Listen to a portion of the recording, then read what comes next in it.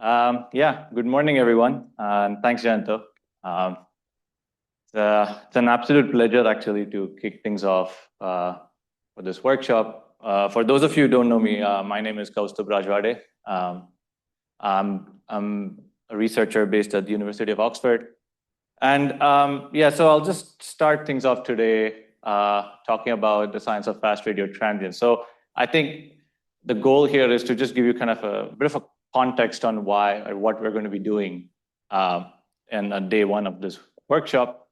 And I hope that by the end of this talk, I'm able to like kind of motivate you all to see why it is so important that we find these things, which does mean that give you kind of a brief of history and show you where the field is at this point. And so I like to start things off by always showing the electromagnetic spectrum because, as we know, our eyes can only see a very, very small fraction of the whole spectrum. But as you kind of go beyond the visible spectrum, there are so many, nature is always showing you very different kinds of things. You're probing different kinds of physics every time you kind of try to observe nature or the universe at these different wavelengths or frequencies. And it's the same story with astronomy. So just to give you an example, well, two examples. So here's a figure here, to the left here I'm showing. So it's an optical image of a galaxy cluster, right, that one. But as soon as you change wavelength, you can see that it's showing different regions in that image kind of light up. And it's also showing some things that were kind of unseen in the optical image of the cluster, right? For example, if you look at the blue image there, that's the image taken at X-ray wavelengths. So that's kind of showing, probing the very, very hot tenuous gas that exists, it's kind of diffusing through the galaxy cluster. We're talking about 10 to the 6 Kelvin, so very, very hot tenuous gas. Then if you look at the red image, you can see there are some structures that are kind of far away from the cluster as well. You can see these things. That's a radio image. So in the radio, you're kind of probing much cooler gas in some sense because the emission that you're getting in the radio is non-thermal in nature. So we are seeing synchrotron emission actually from these accelerated particles that are kind of hitting the intracluster, the kind of intergalactic medium, and then kind of, getting accelerated and then emitting radio emission. And similarly, here is a very, I guess, you can identify what source this is. I guess, does anyone know what this is? Yeah, exactly. It's the Crab Nebula, the famous Crab Nebula. So that's invisible light, but you can again see as you probe different wavelengths, you're probing different regions and different physics because invisible you're kind of seeing, or even in the radio, you're kind of seeing the more, extended structure from the synchrotron emission. But in the X-rays, you're actually seeing the inner regions of the nebula where, there's particles are getting accelerated to relativistic speeds and actually emitting like this very high energy emission. So I think the point I'm trying to make is that the universe is telling you a different story at different wavelengths. And so it's quite important to actually observe the universe in whatever possible wavelengths we can to really get the full picture. And so, of course, then why not radio, right? And so when you think about astronomy, typically, you always think about a telescope, with an optical telescope where light comes in, reflects off a mirror, and goes into an eyepiece where it's magnified, and you look at a nice, pretty image of a galaxy or a planet. But then instead, if you can imagine if you replace like your eyes with just radio antennas and look at the sky, the universe, if you do a thought experiment, how is the universe going to look like? Answer is very different. And so in some ways, if you want to simulate that, you build a radio telescope, which is just like an optical telescope, but instead of building something with mirrors, you're basically building a massive dish, right? Because radio waves are longer in wavelength, and also the radio waves that you're getting from the universe are so faint that you want to collect a lot of them to actually then see something in the cosmos. And so you have this massive like a dish that's collecting all these radio waves and focusing them, similar to this mirror here, onto this receiver, right? It's like an antenna. And then you can just read those signals out onto your machine. And that's basically pretty much on a kind of a basic level, that's what radio astronomy is. Now, but if you think about it, if you want to know or collect more and more radio waves, you just need to build a bigger and bigger dish. But at some point that becomes kind of unfeasible, right? From an engineering perspective. Like imagine building a dish that's like about a kilometer in diameter. Like that's just not possible. So instead, astronomers have come up with clever techniques, right? Where you basically combine signals from a large number of smaller dishes together so that they act like one massive, big, giant radio telescope. That's what we call radio interferometry, which is what this kind of schematic is showing. And of course, I'm not going to go in too much detail about this. I believe tomorrow, I think you will hear a lot more about radio interferometry and like how it's done. And there'll be a lot more context provided tomorrow. So we'll just move on from that. Yeah, so just kind of show you kind of a little bit of a gallery of different radio telescopes around the world. So like I said, two main types, single dish radio telescopes, as I mentioned, massive dishes, just like a satellite dish, lots of collecting area. And you can see that, you can see this little thing here at the focus of these things. That's the antenna, right? That's where you're collecting all your radio waves. This one is the 500-meter single dish radio telescope called FAST in China. It's the largest single dish radio telescope that's operating at the moment. Similarly, again, radio interferometers, like I said, so 500 meters is already a massive engineering feat, right? So you can't really keep building massive dishes. So you can see there are lots of small dishes that are kind of spread around a vast, really pretty large chunk of area. We're talking tens of kilometers. And of course, I had to put a picture of the giant meter wave radio telescope. It's an interferometer in India, actually, close to Pune. If you have not visited, I would highly recommend that you visit the facility. It's a fantastic place. So let's now come to radio transients.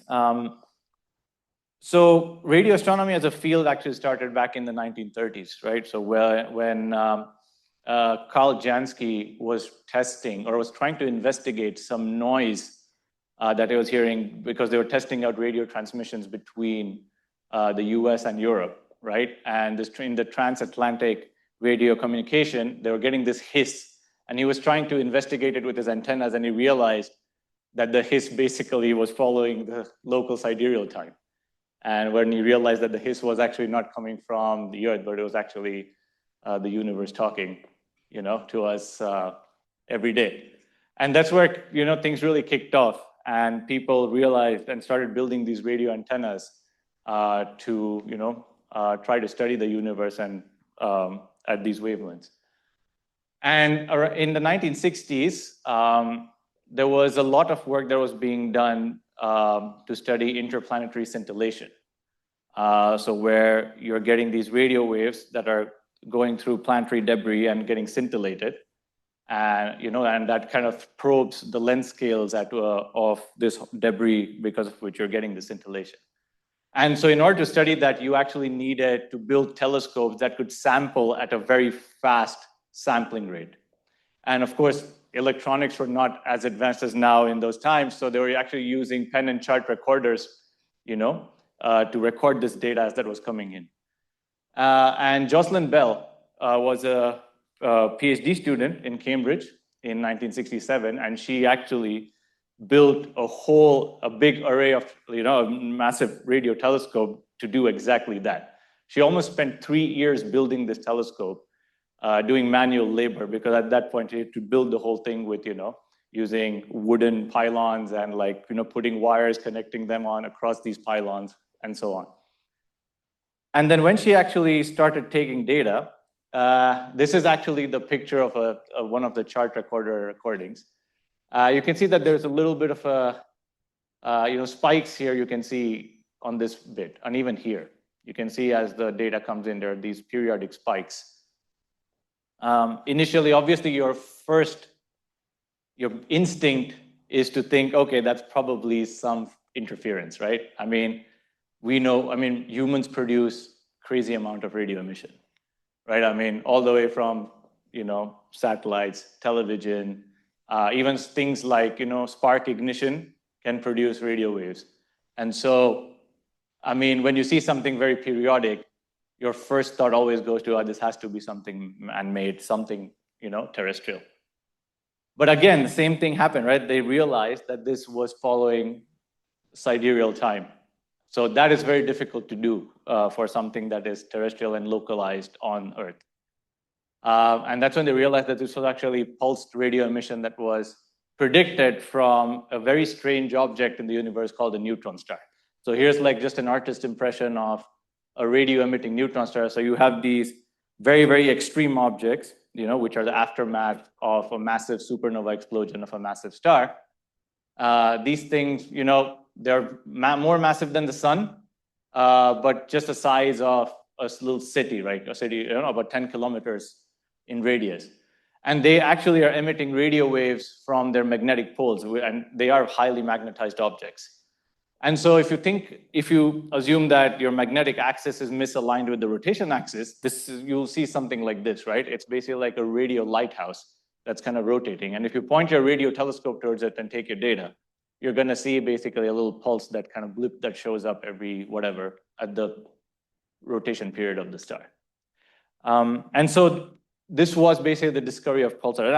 And at least according to me, this was really like the defining moment for a radio transient, because this is something that was transient. It was, well, I should say fast radio transients, because this was a blip that lasted for milliseconds and then was not seen for a few seconds again. And that really showed how important it was to actually sample radio data at higher and higher time resolution, because that was revealing some very new, interesting things in the cosmos. And so, yeah, I think this was a very big moment. And again, like I said, this kickstarted a whole field of pulsars and radio emitting neutron stars, which is still a very actively pursued field to this day.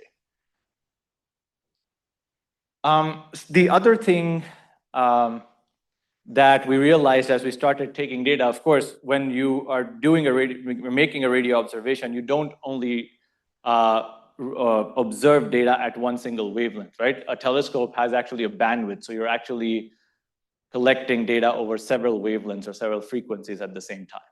And we know that the radio emission now from neutron stars is quite broadband. So if you think about a radio pulse that's coming from a neutron star, and if you just plot it as a function of radio frequency and time, it looks something like this, right? Which is kind of unexpected, because you would assume that all your waves are traveling at the same speed, the speed of light, so which means you should see a straight line across frequency. But that's not what we see. And the reason is because of something called dispersion of radio waves. And so the space is not necessarily empty between us and where the source is emitting radio waves from. And so as these waves are passing through all these free electrons and baryons that are kind of, floating around in space, they actually act like a prism, and they have a refractive index, which depends on the plasma frequency of this diffuse plasma. And that results in the radio waves at lower frequencies to reach us much later than the radio waves at higher frequencies. And that's what causes that nice parabolic shape that we see in our data.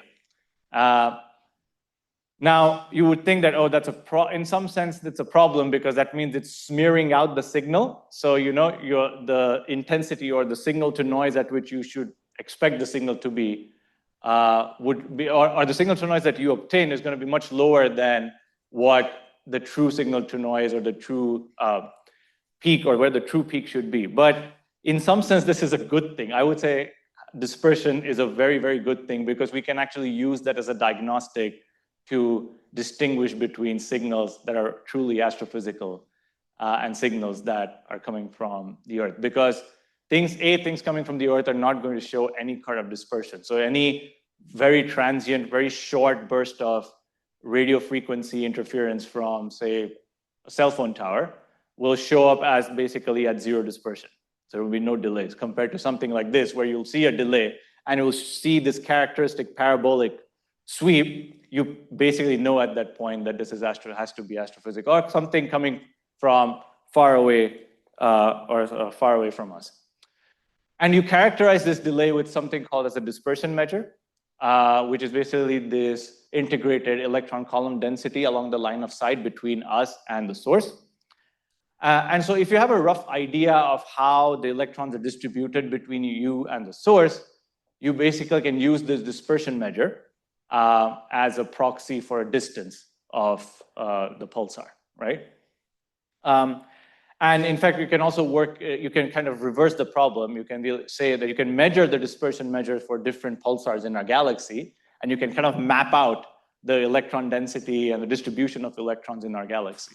And that's exactly what people have done over the last 60 years.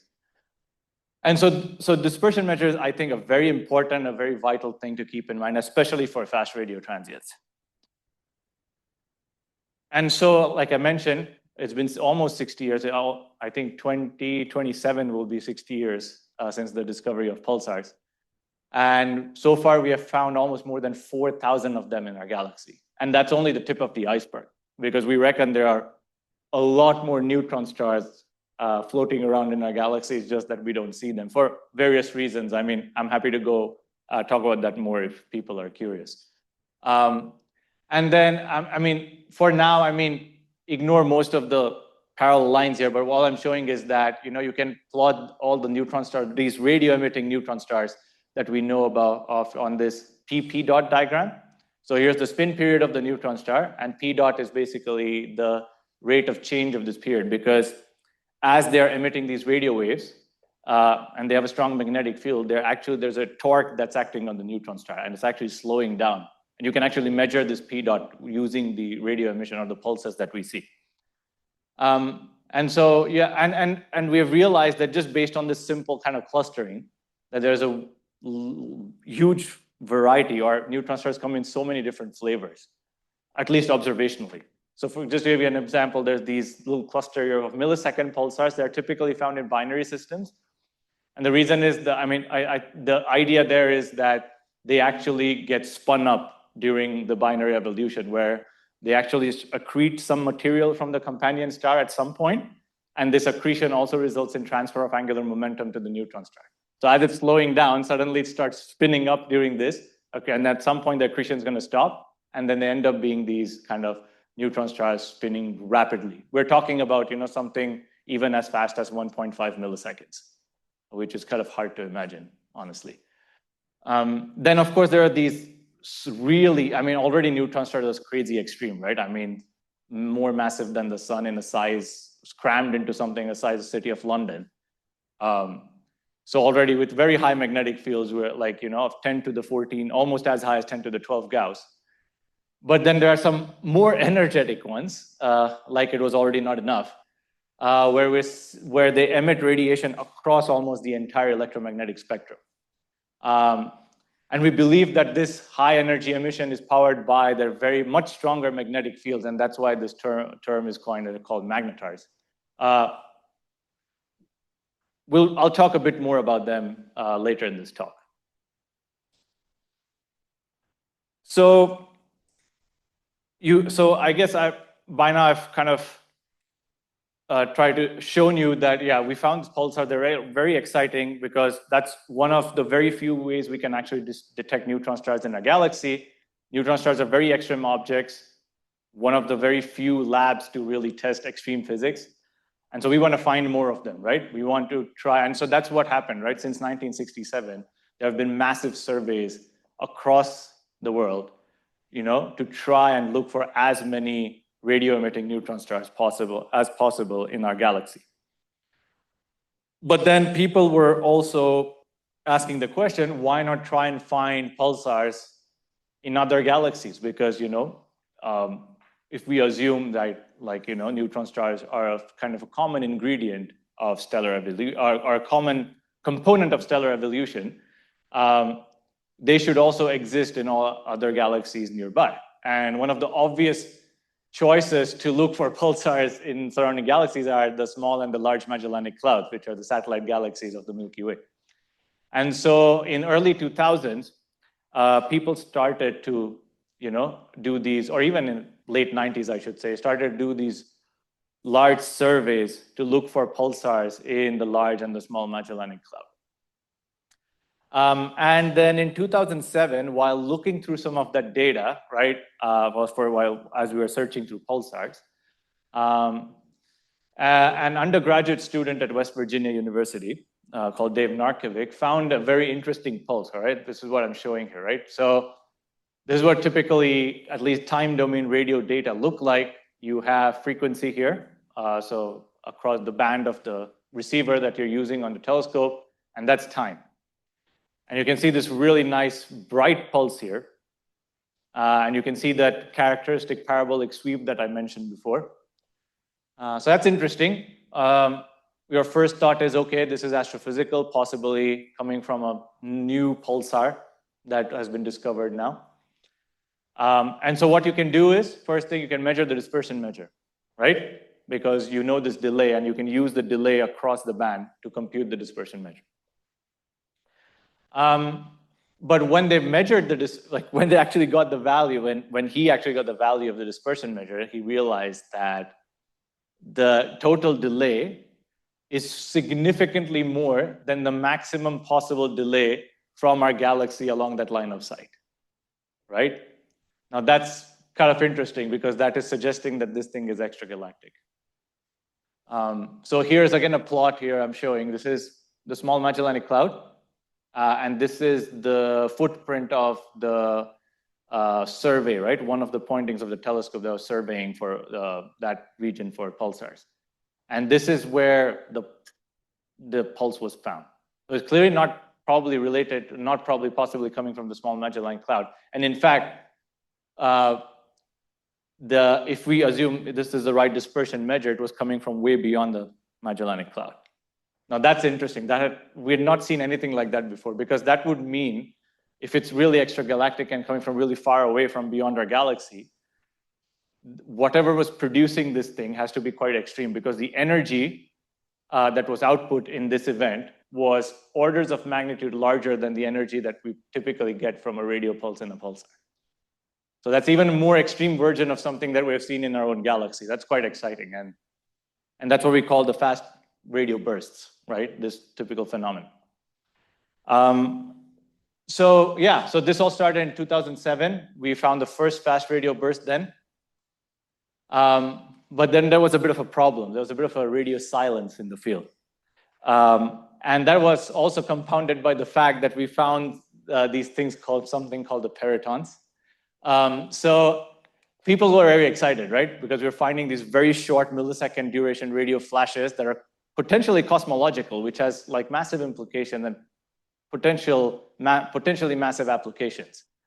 And so when people started to look for more of these things in their data, they started to find these weird things here. So this is definitely RFI, by the way, because this was seen in multiple kind of beams. So if you have simultaneous beams looking at different parts of the sky in a radio telescope, and if you get the same signal in all of the beams, it's very unlikely to be astrophysical, because astrophysical source is so far away that is going to be pretty localized in the sense that the other beam should not see that same signal. But we're seeing these in all the beams of our telescope. And the worrying bit here is this sweep, because it looks very similar to a dispersion sweep, right, that we spoke about. And in this case, the delay that you were seeing was very similar to the delay that was seen for the first FRB, right, which is also called the Lorimer burst. And so people started to become skeptical. They started to think, okay, maybe this was a one-off, like some weird radio some terrestrial source that emitted some weird signal, and FRBs are not really a thing. They're not astrophysical. But thankfully, that changed due to two things. One, people started to find FRBs at other telescopes as well, because the first discovery of FRBs happened at the Murray or the Parkes Radio Telescope, which is a 64-meter single-dish telescope in Australia. So they started to find these FRBs at other telescopes, which was great. So which meant that it's not something related to the signal path or the instrumentation that's related to that particular telescope. And then it was realized that when they started to investigate the frequency of these so-called peritons, it kind of peaked at around noon at Parkes. So they realized that the source of the peritons was actually a microwave oven that was right under the telescope. And when people actually opened and closed the microwave, it used to basically create a periton. When you stop it between one magnetron cycle and you open the microwave oven, it actually releases like some kind of weird, a radio emission that looks like a periton. And so that was, I think, I'm sure Dunk Lorimer gave a big sigh of relief when he heard that, because he was he's the one who discovered the first FRB, and people were really skeptical by this point about if they were really real. So that was really fantastic, because that did mean that finally that FRBs were actually astrophysical. And so from here, we actually kind of went to this bit where we have the so we investigated the reason for peritons, and we found FRBs in other telescopes. And then it basically, again, like I said, it created kind of a subfield within fast radio transients, because then people were not only looking for pulsars, but we also started to look for FRBs. And because it was a very, very interesting, it has to be something very extreme that has to produce something that luminous that we can actually see from such large distances. And then in 2016, something really amazing happened. There was an FRB that was discovered at the Arecibo Radio Telescope in Puerto Rico, and people were trying, they were still looking at the same part of this patch of the sky to look for more things, but then they actually found more radio bursts at the same dispersion measure from the same part of the sky. Now that had not happened until then, right? FRBs until that point were basically just a blip from one part of the sky, and when people tried to follow up with more radio observations of the same part of the sky, they didn't see anything. So it was always thought of as this one extreme event, probably maybe related to some of these massive explosions that we see in the universe, like a supernova or something. And so it's something catastrophic that destroys the progenitor as well, or the same object that creates these FRBs. But then finding repeat bursts from the same part of the sky that are also cosmological was amazing, because that meant that you could keep monitoring the same part of the sky. And not only that, you can actually use these radio interferometers that I talked about to actually pinpoint the exact location of where the FRB is coming from. And so we actually managed to do that, right? I mean, in this plot I'm showing, this is the optical image of this repeating FRB, which is called 121102. And you can see this bit here. This is the host galaxy. So we were able to identify the galaxy from which this FRB actually originates. And we were able to measure the redshift or the distance to this galaxy. That really showed for the first time that FRBs are truly cosmological. And I think that was a big milestone in the field. And that's why repeating FRBs are so vital for what we're doing, because it allows us to monitor these things and also, and that really kind of pushes us closer to figure out what these things truly are, what could actually produce FRBs. And so this is around 2016, right? And then the field just completely accelerated. Like, people started to develop new wide field surveys across radio facilities around the globe to look for fast radio transients in real time. Started to develop some very clever techniques to how do we massage the data in a very efficient manner to look for these things, fine-tune their pipelines to actually look for interesting fast radio transients in their data. People started to really put an emphasis on finding fast radio transients, since the discovery of FRBs. And then this is, like I said, this is just a kind of a little bit of a reel to show you kind of important highlights of this field. I mean, just to note a few of them, we actually realized there was, one repeating FRB that we have discovered in a kind of a nearby galaxy, the M81. It is a repeating FRB. So one thing to keep in mind about repeating FRBs is that when I say repeating, it doesn't mean periodic. So you're seeing multiple bursts from this source, but they're not periodic like a pulsar. So far we have not seen a true period between the subsequent FR bursts that we see from the same source. And that's still an area of active research right now. But the interesting thing with this FRB was that if we assume that FRBs are being created by something extreme, one of the obvious or logical things to think of or assume is that it has to be something that is energetic, meaning it's something young, right? Like a young neutron star. Because young neutron stars have larger magnetic fields, which means that if we assume that this emission is powered by the magnetic field, it's possible it has to be on a younger side to produce something that is so extreme. But then this FRB was actually localized by France, who's in the room, to a globular cluster. Now, globular clusters are famously known for their not so young stellar population. And so it's kind of interesting then to think that what kind of stellar, formation channels you would have to invoke to produce a young neutron star, an energetic neutron star in a globular cluster, which is mostly made up of really old stars. And so that's a bit of a kind of a puzzle even to this day, and we're still trying to figure out, how you can possibly try to get FRBs from globular clusters. And then there's another very interesting kind of the very important piece of evidence that we got recently from our very own galaxy, and I'll go into it a bit later in the talk. Okay, so I've spoken mostly about FRBs, these fast transients, and how important they are in the sense of probing extreme physics, right? I mean, because they're telling us something new, they're telling us about extreme physics that you typically cannot really test or, on labs on Earth. But then I also briefly mentioned before that it has some implications in terms of their applications. And this is one of them. So you would ask that, why is it so important to find FRBs? Why is it important to find them at these extragalactic distances? And one of the key things is this dispersion measure, right? So I mentioned before that the dispersion measure has the imprint of all these baryons and electrons that are floating around along the line of sight between us and the source. Now, we have a fairly good idea because of pulsars of what the electron density distribution is in our galaxy, but we don't really have a very good idea of what the diffuse baryons look like between our galaxy and the galaxies across the universe, right? And also what it looks like in other galaxies, right? I mean, we try to do that, using different methods. We can still kind of try to figure that out.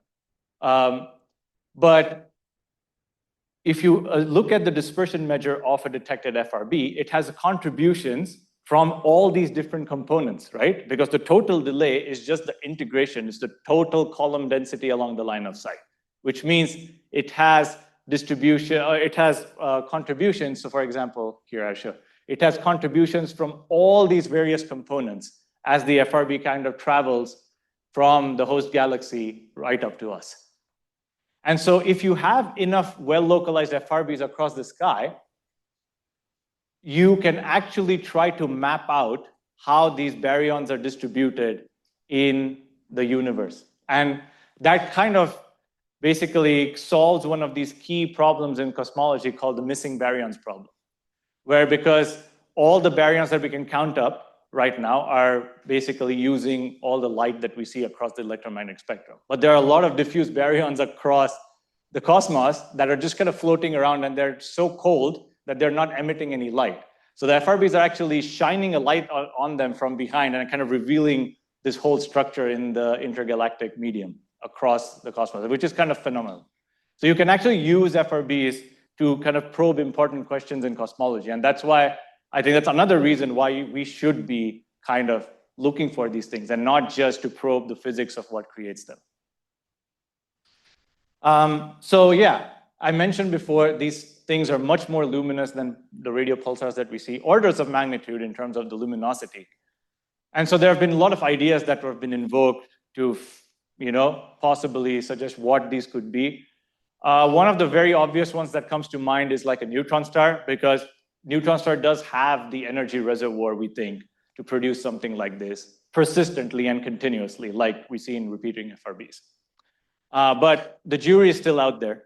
We don't know if there's one population, meaning there's only one kind of progenitor that produces FRBs, or if there are multiple classes, like some are cataclysmic, like, like a supernova explosion where you see one FRB and you never see them again, which is what we see in the majority of the population. Like most FRBs that we see are at least observationally classified as one-offs, meaning they're seen once, it's one event and nothing else.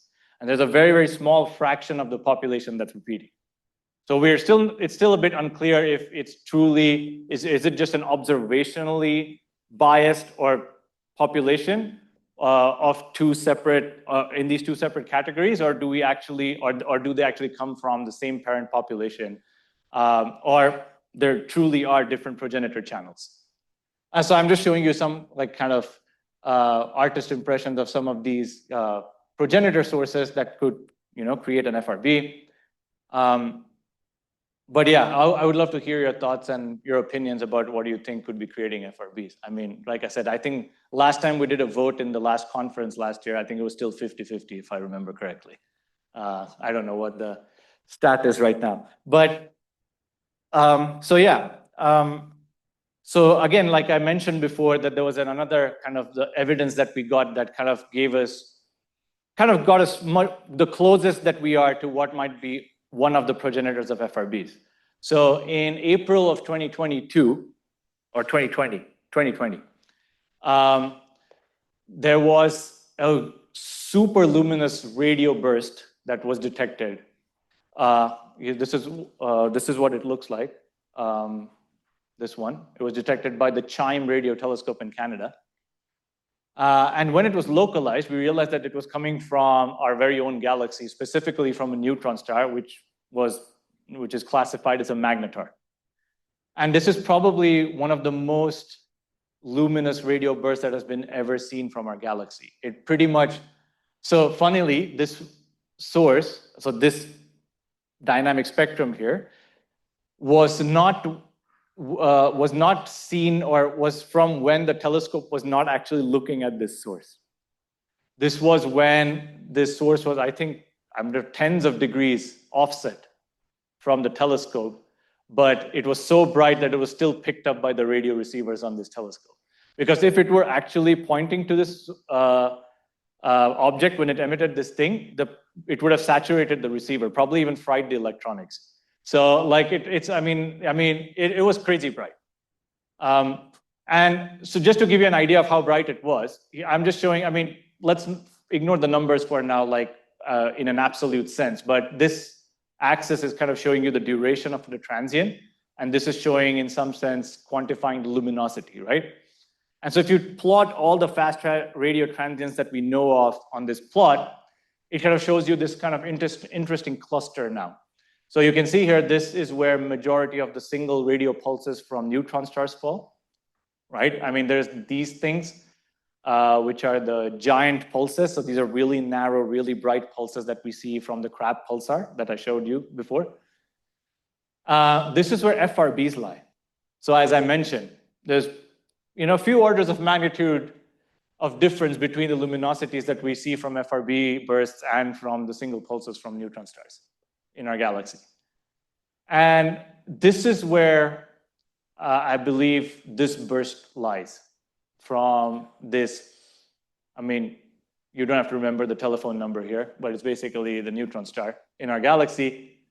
So you can see it kind of, for the first time, almost managed to bridge this luminosity gap between radio pulses that we see from neutron stars in our galaxy and fast radio bursts. So I think this was probably the closest, or the closest that we have gotten to figuring out at least what may be producing FRBs. And I think the best consensus right now is that really highly energetic, highly magnetized neutron stars might be able to produce FRB-like bursts.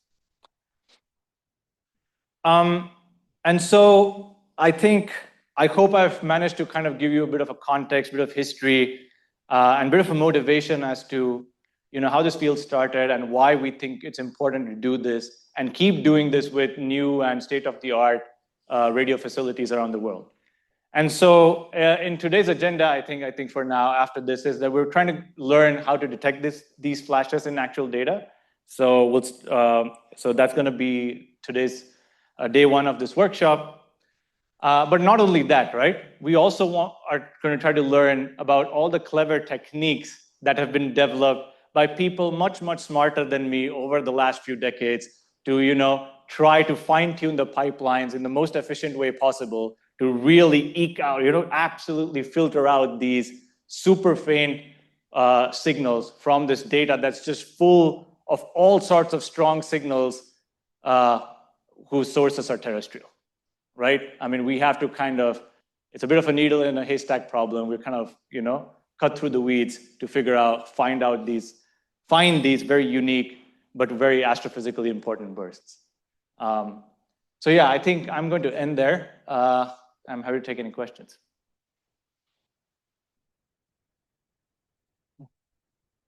Yeah. Questions, discussions?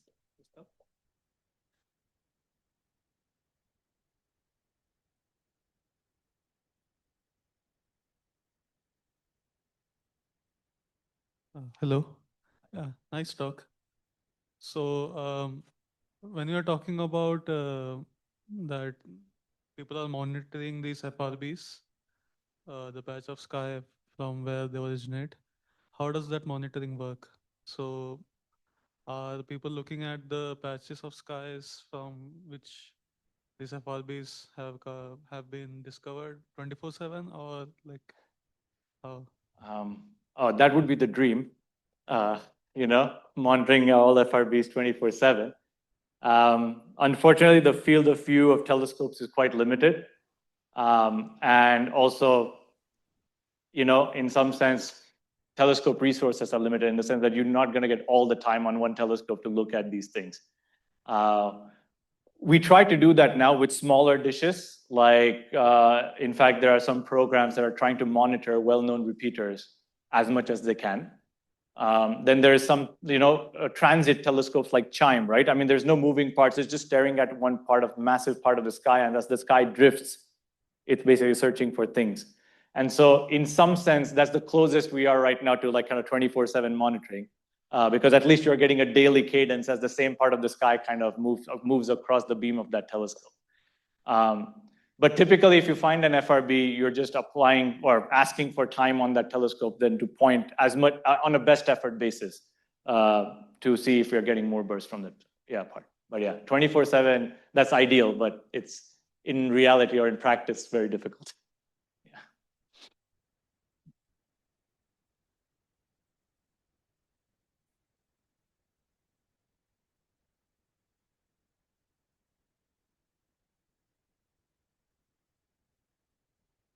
Hi, Kaustubh. Thank you. It was a very nice introduction. So I had a few questions. Just like Chatterjee and Tendulkar research, is there any similar research? Are we able to find what are any other source which are coming from dwarf galaxy or any other things? Yeah, I mean, there are a couple of FRBs now that have been localized to dwarf galaxies. So now, after that localization discovery, all the new real-time FRB detection experiments, at least with radio interferometers, can actually also localize it as soon as they find something. So say you have a one-off FRB that was detected, what we do is we save the raw telescope data around the time of the FRB. So you can actually offline go and make a radio image. And because they're radio interferometers, the angular resolution is very, very good, which means that you can actually localize it to arc-second precision in your images.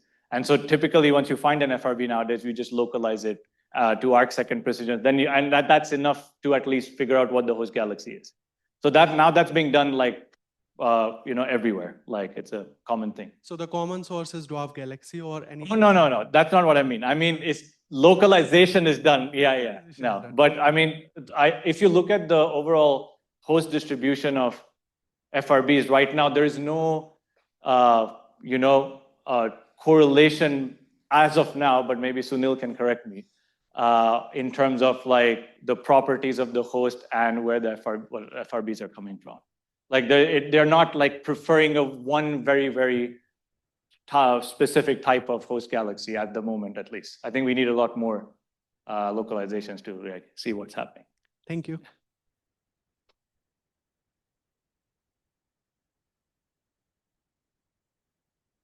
Hi, Kaustubh. Thank you for that talk. I was just curious, you mentioned that peritons were also showing that DM sweep.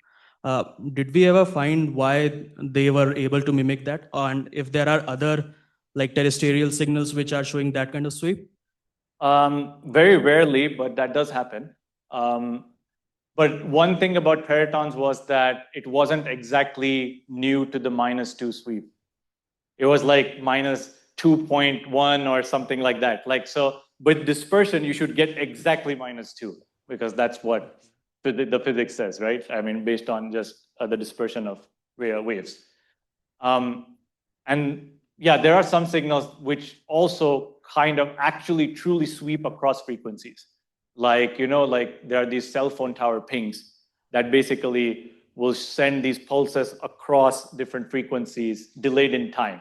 So they will look like something that is dispersed across your data, but they don't necessarily follow a -2 sweep. So that really helps us. Even if it looks sweeped, I mean, it's a sweeping signal, but it doesn't necessarily follow that typical parabolic shape. So that really helps us in distinguishing. Okay, thank you. Yeah. Yeah, hello. Stop here. Yeah. Ah. Yeah. So I wanted to ask you: is there any other FRB reported in low frequency below 300 megahertz? I believe there are two repeating FRBs that have been detected below 300 megahertz. More. I'm not sure. At least at 150 megahertz, there are two-ish that have been. It's very difficult. Like people have tried, are still trying, but we think that so there's something called interstellar scattering, which actually scatters the burst off. So it's possible that scattering is completely killing the signal in your data. So it's very difficult, I would say, to find FRBs at low frequencies, at the moment at least. Yeah. Thanks. Oh, hi, Aditi here. Hi, Kaustubh, nice talk. When talking about repeating FRBs, I was just wondering that the two bursts from the same repeating FRBs, do they have any spectral memory or they're just very random? So if you look at at least observationally, if you look at the one-offs and the repeaters, I don't think there's a memory in the sense between subsequent bursts in a repeater, but the morphology of repeater bursts are quite distinct observationally compared to the one-offs.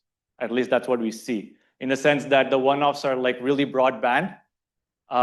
So you will see emission from these one-off FRBs that just spans across the whole band of your telescope. But the repeating bursts sometimes are very narrow band, so they span a very small fraction of your total band of your telescope. Even in an absolute sense, they're quite band limited often compared to the one-offs. But again, this can be a bias. It can be a selection bias, but at least observationally right now, you can make this distinction that repeater bursts are showing interesting or different morphology to one-offs. They also show something called as the sad trombone effect, where you basically have these components that are drifting across your band in time, which we typically don't see in one-off FRBs either. You just see broadband emission, just like a radio pulsar. Okay, sorry, another follow-up question. So do FRBs prefer any certain band and frequency, like you see the most of the FRBs in a certain frequency, or they're just, again, random? Yeah, I mean, again, I think this observation is convolved with our observational bias in the sense that a lot of FRBs are observed at 1.4 gigahertz, because that's typically where the surveys happen. We haven't really gone beyond 10 gigahertz to see if there are any FRBs that emit at those frequencies. The first repeating FRB has been shown to emit bursts right all the way down to 10 gigahertz. And as I mentioned right now, there's some FRBs detected to frequencies as low as 150. But I don't think we have done a very unbiased survey across a very large radio band to really answer that question that, if they prefer a particular frequency or not. Thank you. It was a good and motivational talk about FRBs. So I want to ask that you said that young Newton star, they should produce the FRBs, but we generally found that in globular clusters. So does that discard the role of magnetic field very much to produce the FRBs?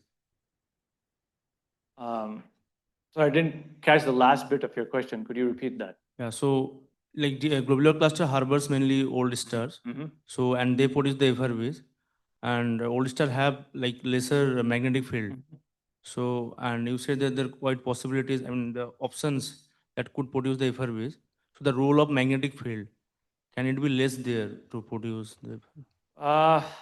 I think it's not about, yeah, I mean, sure. I mean, yeah, you could ask the question that if you're seeing FRBs in globular clusters, maybe magnetic fields don't play a big role Yes. in their emission. But you can also turn the question around and then ask, how can one produce young, highly magnetized neutron stars in the globular cluster? So I think that's what people are focusing more on rather than the question that you are posing. But I agree. I mean, you can ask that question as well, but it just becomes difficult to explain something. Like you need a power source, right? You need something energetic. You need, and if you assume it's a neutron star, there are only two things a neutron, like at least as far as we know, there are two main components that can power something like this. One is the rotational energy of the neutron star, and one is the magnetic energy of the neutron star.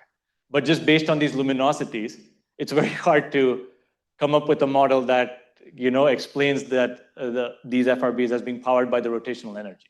So that's why we think that it has to be the magnetic energy, because that's what we see from, at least this is all based on observations we have taken from neutron stars in our galaxy, right? So magnetars are showing emission that is very hard to explain through just their spin down or the rotational luminosity.